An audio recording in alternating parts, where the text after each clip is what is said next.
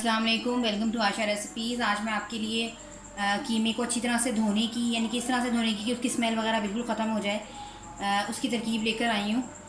तो शुरू करते हैं बिस्मिल्लाहिर्रहमानिर्रहीम से। ये 1 किलो मैंने मटन का कीमा लिया है और इसमें मैंने इतना पानी डाला है कि यानी कि कीमा जो है वो अच्छी तरह से हमारा डूब जाए।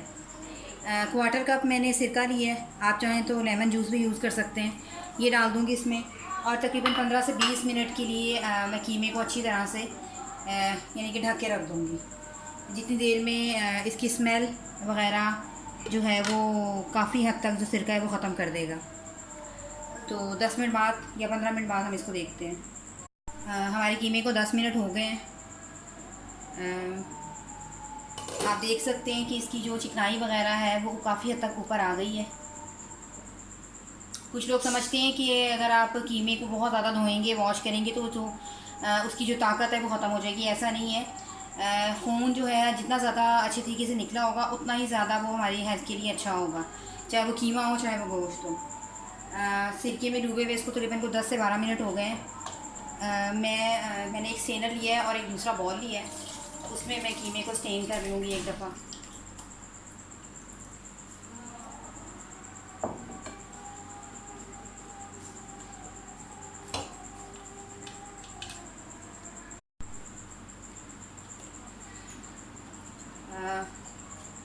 जितना हो सकता है मैं इसको अच्छी तरह से पानी को निकाल लूँगी कीमे में से, ताकि इसका खून वगैरह निकल जाए।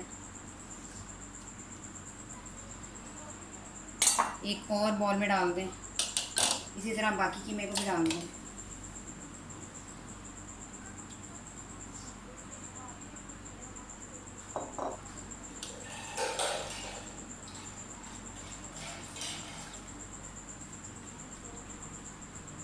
आप देख सकते हैं कि कितना ज़्यादा ब्लड अभी भी निकल रहा है। इसी तरह से एक दफ़ा फिर हम ये प्रोसेस करेंगे। इस पानी को फेंक दें, ब्लड वाले पानी को। जिस बॉल में मैंने निकाला है दोबारा से उसमें पानी डालें।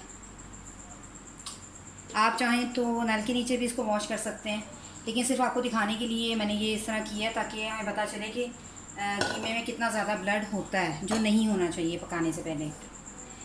इसी तरह से दोबारा से निकाल लें।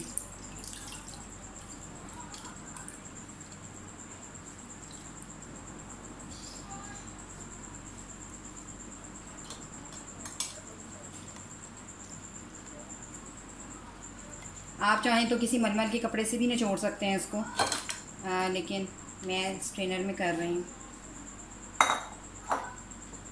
अच्छी तरह से इसका ब्लड निकाल लें।